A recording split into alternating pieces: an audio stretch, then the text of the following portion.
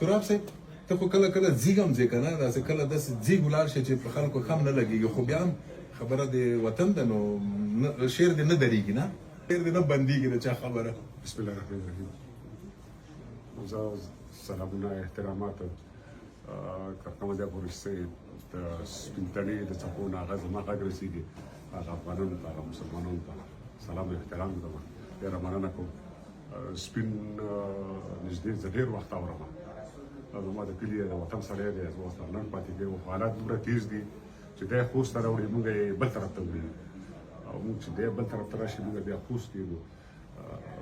سپین ما مخکې نو خبره وکړه ته نوی راغلی سپین د ژبې خدمت وکړه او په اخلاص یې وکړه الله دې خوشحاله لري. نو موږ د افغانستان خبره کوو په تمام معنا باندې رحمان الله ماته دا خاوره ډېره ګرانه ده زه ورسره ډېره مینه کوم تر اوسه ترې وتلی نه یم یا یې کوز کوز یا بار کوز.